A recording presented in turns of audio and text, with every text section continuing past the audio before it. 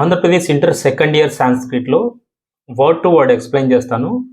First Roman నుంచి మనం 16 Roman వరకు క్లియర్గా ఎక్స్ప్లెయిన్ చేద్దాం.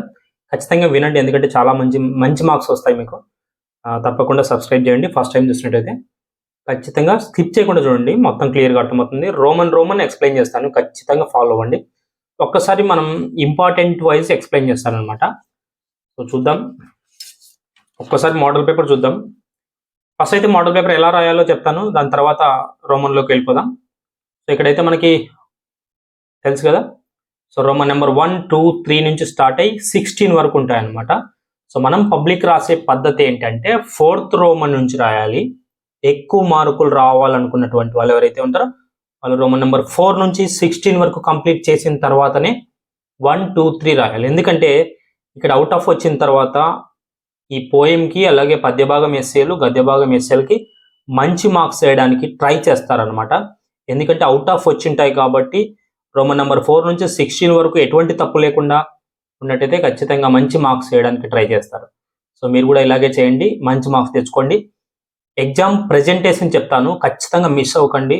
త్వరలో ఎగ్జామ్ ప్రెజెంట్ ఎలా చేయాలి అనేది ఆల్ సబ్జెక్ట్కి వర్తిస్తుంది ఎగ్జామ్ ప్రెజెంటేషన్ అనేది. సో ఇప్పుడైతే మనం రోమన్ నెంబర్ 4 చూద్దాం. రోమన్ నెంబర్ 4 నాన్ టెల్కి సంబంధించిన క్వశ్చన్స్ ఎక్స్ప్లెయిన్ చేస్తాను. సో ఫస్ట్ అయితే నాన్ టెల్ కర్ణభారం చూద్దాము. మనం ఇక్కడ నుంచి ఎక్స్ప్లెయిన్ చేస్తూ వెళ్తాను. ఓన్లీ ఏవైతే ఎగ్జామ్కి అవసరమో అవి మాత్రం ఎక్స్ప్లెయిన్ చేస్తాను, చూసుకోండి. కర్ణభారం కేంద్ర విరచితం. కర్ణభారం ఎవరు రాశారంటే భాస మహాకవిన. సెంటెన్స్లో రాస్తేనే 2 మార్క్స్ ఉంటాయి. ఓన్లీ భాస మహాకవిన అని రాస్తే మాత్రం 1 మార్క్ మాత్రమే ఇస్తారు. సో గుర్తుపెట్టుకోవాలి. కీదృశం వస్తు తథైవ తిష్టతి. ఏ వస్తువు అలాగే ఉంటుంది, ఏది శాశ్వతంగా ఉంటుంది. హుతంచ దత్తంచ వస్తువు తథైవ తిష్టతి. హుతంచ హోమం చేయడము, దత్తం అంటే దానం చేయడం. ఈ 2 వస్తువులే శాశ్వతంగా నిల్చుంటాయంట. భృగువంశ కేతు కహ. భృగువంశంలో గొప్పవారు ఎవరు? పరశురామ. భృగువంశకేతు పరశురామ. నృపశ్రియ కీదృశ. నృపశ్రియ రాజు ధనం ఎలాంటిది, రాజుగారి యొక్క సంపదలు ఎలాంటివి? నృపశ్రియ భుజంగ జిహ్వా ఇవ చపల. రాజుగారి సంపదలు ఎలాంటివి అంటే భుజంగము అంటే పాము నాలుకల, జిహ్వా అంటే నాలుక. పాము నాలుకల్లాగా రాజు ఖర్చు పెట్టగలడు, అదే విధంగా ఎవరి మీదైనా దండయాత్ర చేసి సంపాదించుకోగలడు అనమాట. వజ్రం వజ్రేణ విద్యతే. కొంచెం ఫాస్ట్గా చెప్తున్నాను, బాగా అర్థం చేసుకోవాలి. ద్రోణ ద్రుపదయో సంబంధ కీదృశ. ద్రోణుని ద్రుపదుని యొక్క సంబంధం ఎలాంటిది? ద్రోణ ద్రుపదౌ బాల్యే ఏకశయనే సుప్తవంతో. బాల్యంలో ఒకే మంచం మీద వాళ్ళు పడుకునేవాళ్ళు. ఏకపాత్రో భుక్తవంతో. ఒకే పాత్రలో తినేవాళ్ళు, ఒకే ప్లేట్లో తినేవాళ్ళు. సహా అధ్యయనం కృతవంతో. అలా వాళ్ళ అధ్యయనం, ఇద్దరు కలిసి అధ్యయనం చేసేవాళ్ళు, అంటే ఇద్దరు కలిసి చదువుకునేవాళ్ళు. ఏవం విద్య తయో స్నేహ సంబంధ. అదనమాట.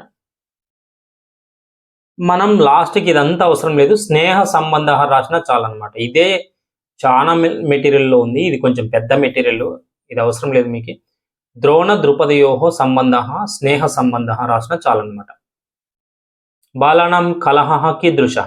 చిన్నపిల్లల యొక్క గొడవలు ఎలాంటివి? బాలానాం కలహ తాత్కాలిక. చిన్నపిల్లలు అప్పటికప్పుడు కొట్టుకుంటారు, అప్పటికప్పుడు నవ్వుకుంటారు, అప్పటికప్పుడు ఫ్రెండ్స్ అవుతారు అనమాట. చిన్నపిల్లల కోసం పెద్దవాళ్ళు కొట్లాడుకొని చేస్తుంటారు అనమాట. నెక్స్ట్, కృపి గోక్షీరం దదామి ఇత్యుక్త్వా పుత్రాయ కిం దత్తవతి. కృపి అనేటువంటి ఆమె ఆవు పాలు అని చెప్పి ఏమి ఇచ్చింది? కృపి గోక్షీరం దదామి ఇత్యుక్త్వా పుత్రాయ పిష్టి మిశ్రిత జలం దత్తవతి. ఇదే ఆన్సర్. పిష్టి మిశ్రిత జలం, పిండితో కలిపిన నీళ్లు, బియ్య పిండితో కలిపిన నీళ్ళు అనమాట.